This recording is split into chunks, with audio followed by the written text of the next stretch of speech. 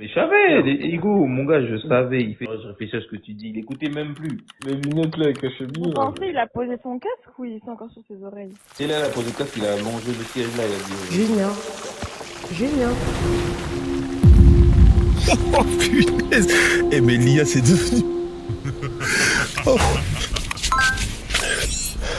Est-ce que vous voulez participer à un show de beauté mais vous avez peur de perdre? Est-ce que vous voulez comprendre comment est-ce qu'un juge analyse un chien? Et surtout, comment présenter son chien correctement? Écoutez, non seulement on va parler de ça dans cette vidéo, mais en plus, on va voir s'il est normal de juger un pitbull sur son apparence physique. Est-ce qu'un game dog non enregistré est-il un vrai pitbull?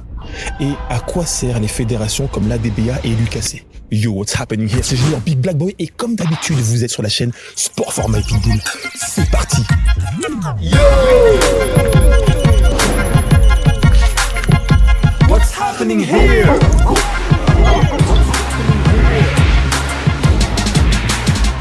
Alors, comment un juge regarde un chien? Avant de parler même de couleur ou de taille ou de poids ou de toute autre spécificité, il faut comprendre comment un juge accueille un chien dans le ring. Comment est-ce qu'il l'observe? Un juge ne commence jamais par regarder tous les détails. Il commence toujours par une lecture globale de l'animal. D'abord, il regarde l'ensemble. Il regarde la silhouette et il regarde l'équilibre. Il est concentré sur la cohérence. Est-ce que il m'apparaît évident que ce chien représente un American Pitbull Terrier? Ensuite seulement, il analyse de la tête aux pattes, en passant par les différentes parties du corps, et enfin, le chien en mouvement. Le juge regarde les mêmes choses dans toutes les fédérations, bien que chaque chien soit différent, en fonction de la fédération, la façon de noter et de mettre en valeur certains points peut changer.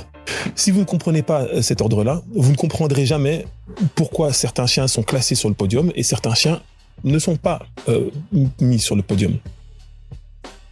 Et comment les chiens sont-ils notés? Il y a une différence importante dans la manière de noter, même si les critères observés sont similaires. Regardez. Dans les shows basés sur le standard UKC, comme le show MCKCI auquel j'ai participé dernièrement en tant que juge, le juge dispose souvent d'une fiche de jugement. Sur cette fiche, on évalue point par point l'aspect général. En numéro 1, la tête et le museau. On évalue également la dentition, la ligne de dos suivie des angulations, la queue, les aplombs avant, les aplombs arrière et le chien quand il est en mouvement.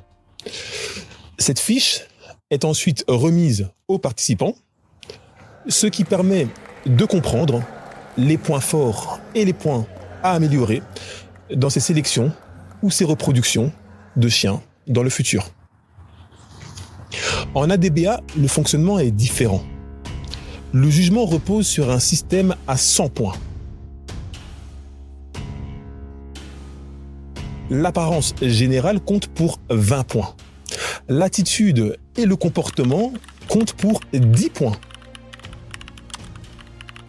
L'arrière du chien compte pour 30 points.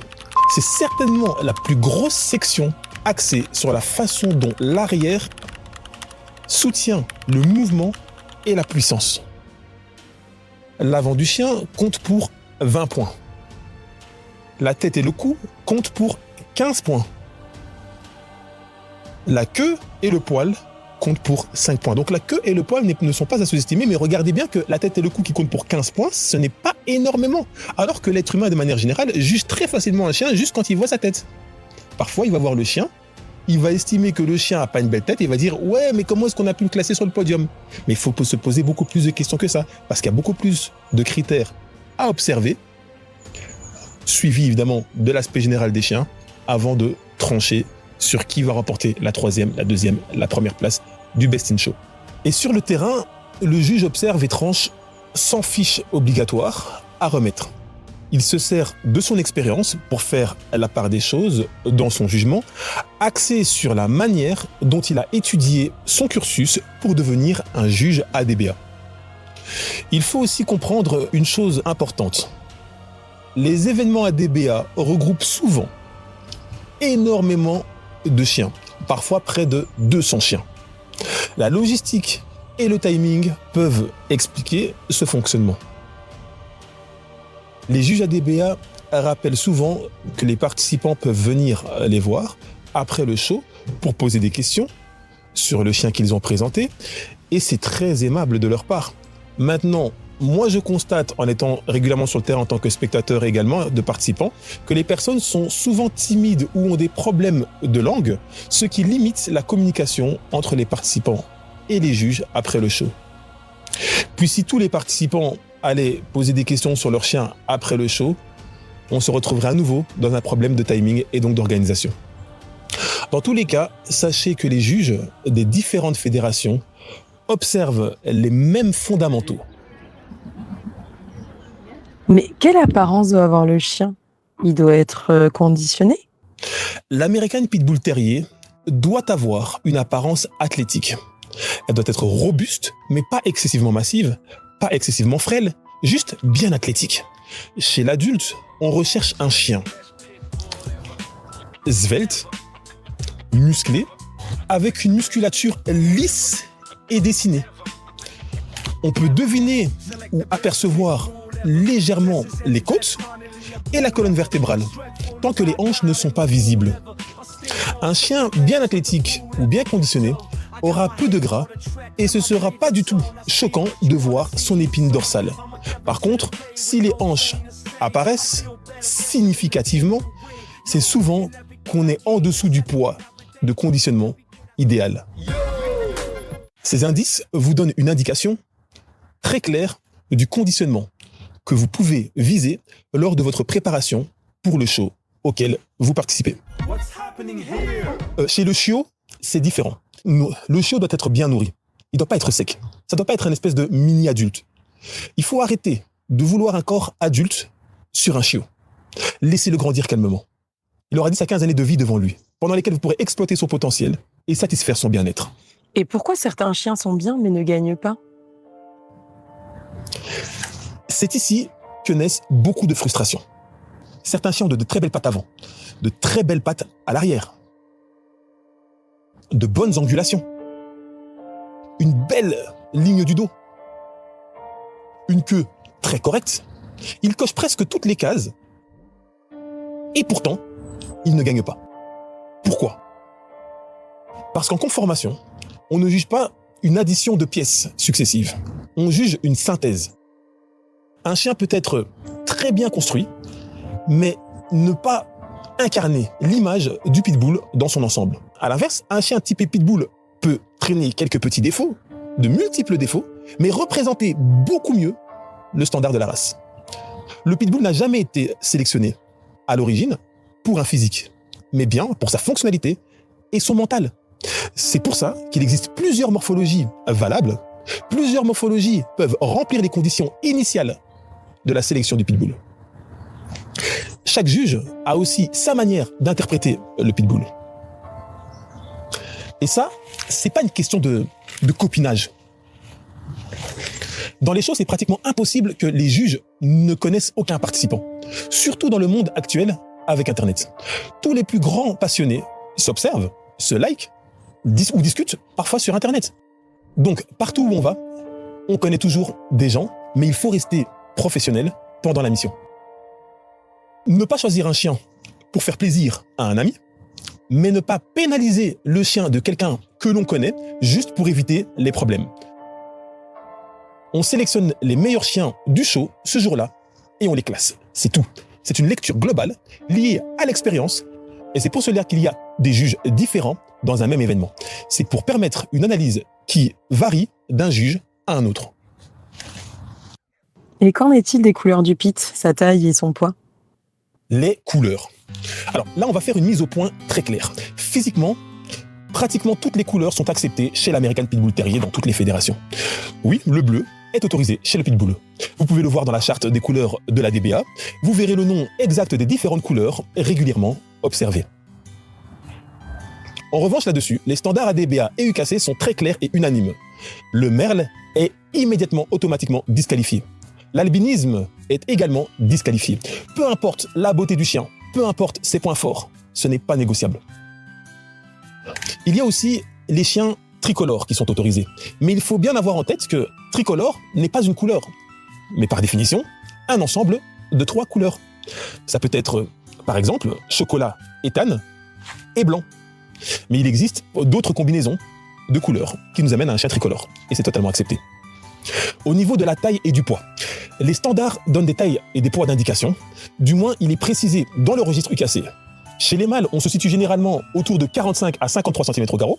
Chez les femelles, on est plutôt autour de 43 à 50 cm au garrot. D'ailleurs, Sacha mesure 44 cm au garrot. Là où Odin, lui, mesure entre 51 et 52 cm au garrot. Ce sont des tailles indicatives, mais si votre chien est un peu plus grand ou un peu plus petit, cela ne le disqualifie pas. Les mesures données sont plutôt des dimensions à encourager. Le poids dépend de la taille, de l'ossature et du métabolisme. Mais retenez une chose, ce n'est jamais un chiffre qui fait gagner un spectacle, qui fait gagner un show. Ce qui gagne, c'est l'équilibre, l'harmonie et la fonctionnalité. Un chien qui ferait 2 mètres de haut et 2 mètres de large serait potentiellement très harmonieux, mais il y a peu de chances qu'il soit fonctionnel. Chez le pitbull, on recherche un ensemble, et tout avantage sur une partie du corps porte potentiellement préjudice à une autre partie du corps, en tout cas à un aspect de sa fonctionnalité. L'avant du chien. Torse, patte avant, on y est. La partie avant du chien est souvent sous-estimée, alors qu'elle est fondamentale. La largeur de la poitrine, c'est ce qu'on voit de face. Elle doit être suffisamment large pour accueillir le cœur et les poumons, mais sans excès. Sinon, ça rend le chien plus lourd. La profondeur de la poitrine, du torse, c'est ce qu'on voit de profil, l'idéal, est un torse profond qui descend au niveau des coudes, car cela augmente sa capacité pulmonaire et son endurance, sans gêner son mouvement quand il court. Les membres antérieurs doivent être droits, perpendiculaires au sol. Les métacarpes doivent être courts, puissants, pas trop larges et pas tassés. Le pied doit être court, compact, efficace. On est souvent impressionné par de bonnes grosses pattes, mais c'est pas l'idéal pour la fonctionnalité, en particulier quand les pattes se tassent, un peu façon pattes de canard.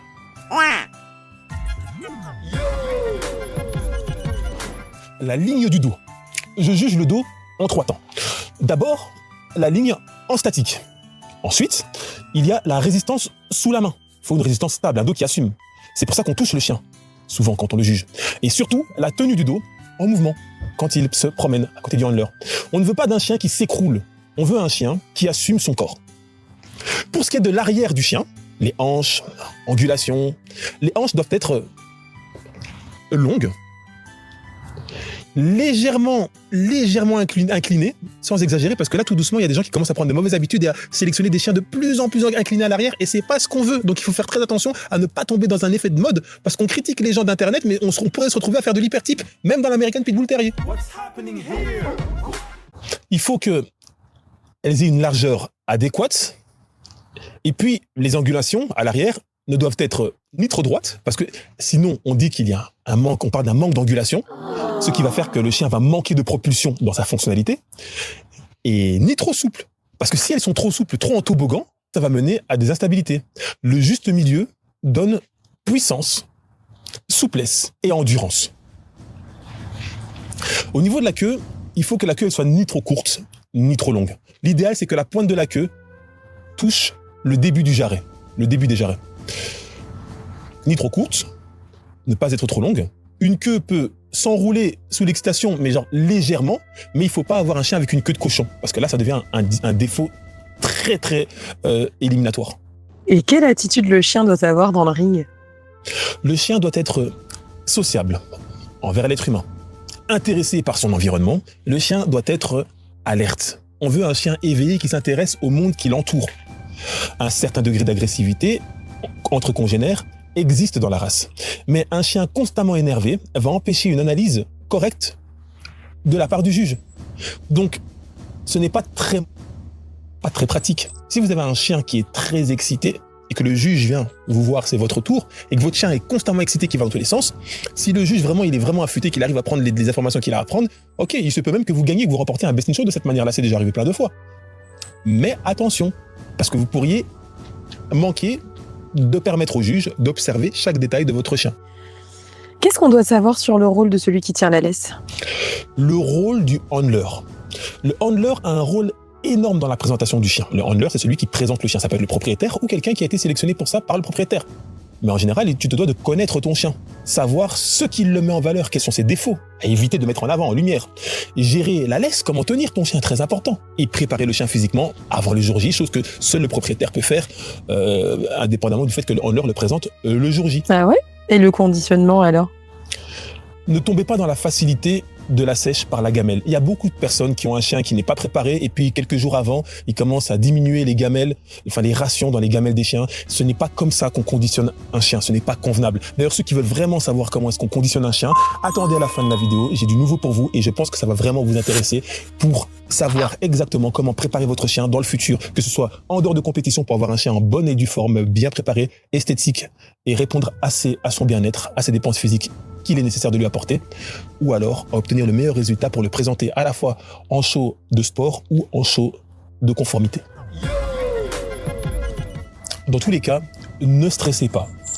Un ring n'est pas un tribunal. C'est juste un endroit par lequel vous passez et un endroit qui peut vous affliger des stress, mais comme votre chien vit aussi pas mal de stress dans tous les endroits qu'il rencontre pour la première fois. C'est pour ça qu'il est intéressant de revenir à plusieurs reprises. Le rôle réel des standards, fédérations et registres. Avant de conclure, je veux clarifier un point important. Un standard de race n'est pas un identifiant de race. Il sert uniquement à évaluer les critères de qualité de l'American Pitbull Terrier, tel que défini. Il est destiné aux éleveurs, aux membres d'une fédération, comme la DBA, et aux juges, afin de déterminer la qualité de chaque animal présenté lors des expositions officielles. Il sert également à lui attribuer des points, car le standard peut aussi aider à évaluer la qualité des nouveaux reproducteurs de la sélection faite au sein de la fédération à laquelle le chien participe. Les fédérations et les registres servent aussi à centraliser les données des lignées de sang, conserver une mémoire sur plusieurs générations, permettre la transparence entre éleveurs à travers le monde. Sans ces bases de données, tout reposerait sur la parole et les souvenirs. Et personne ne peut retenir l'intégralité de son pédigré sur des dizaines et des dizaines de générations qu'il n'a même pas travaillé lui-même. Imaginez que vous avez acheté un chien avec un pédigré, toute une histoire, et vous habitez en Australie. Et puis il y a quelqu'un qui vient du Canada, qui vous contacte, et qui vous dit qu'il est intéressé par votre chien qu'il a vu sur Internet. Mais pour ce faire, il voudrait connaître ses antécédents, son patrimoine génétique. À ce moment-là, il va vous demander votre pédigré. Si jamais vous lui dites que vous n'avez pas de pédigré, il ne pourra pas l'observer. Vous pourrez dire tout ce que vous voudrez de vive voix, ce gars-là, c'est pas votre ami, vous ne le connaissez pas. De la même manière que si vous posez la question à quelqu'un qui sont sur un autre continent, ou un autre pays, ou même une autre ville, vous ne savez pas si cette personne vous dit la vérité ou vous ment. Et comme l'a dit un certain ami en punchline, l'histoire nous apprend que l'humain est foncièrement méchant, est foncièrement mauvais. Donc, la confiance, aussi crédule puisse-t-elle être, n'exclut pas la vigilance. Le standard et le pédigré ne confisquent pas la race. Il existe des vrais pitbulls, il existe des vrais game dogs qui ne sont pas enregistrés dans des fédérations. Mais les fédérations ont l'avantage de faire en sorte de tout centraliser et de ne simplement pas en perdre l'histoire.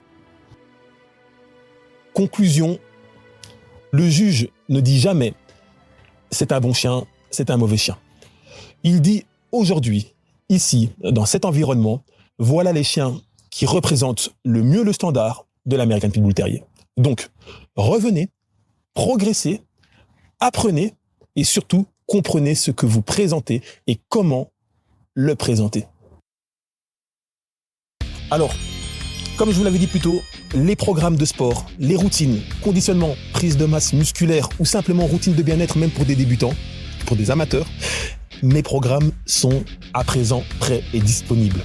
Ce qu'il va se passer, c'est que si vous arrivez à ce moment-ci de la vidéo, N'hésitez pas à me contacter sur les réseaux dans lesquels vous êtes, que vous soyez sur Instagram, TikTok, Facebook, peu importe. Contactez-moi, envoyez-moi votre adresse email. Tous les liens de mes réseaux sociaux sont dans la description. Ainsi, via votre adresse email, je noterai votre adresse email et votre contact par lequel vous me contactez. Et dès que les programmes sont en ligne, vous serez les premiers à être contactés et à bénéficier de promotions parce que vous aurez fait l'effort de venir vers moi et d'honorer le travail que je prépare depuis des années. Vous allez voir, vous serez surpris. C'est un travail que j'ai généré depuis des années, que je n'ai cessé d'améliorer au fur et à mesure pour ne pas me précipiter. Je sais que beaucoup de personnes attendaient depuis longtemps, mais là, on y est. Et je pense que ce taf va rester intemporel. Même si on pourra toujours améliorer les choses, on pourra toujours les critiquer.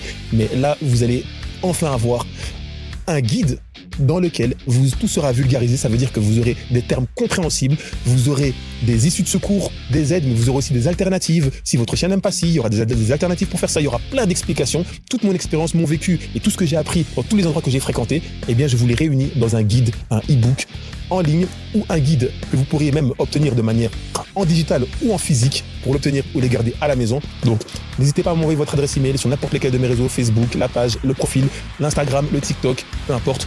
Abonnez-vous si ce n'est pas encore le cas, likez la vidéo, super boost, donnez de la force. Et comme je le dis toujours, ça va se passer entre vous, moi et tous ceux qui veulent savoir.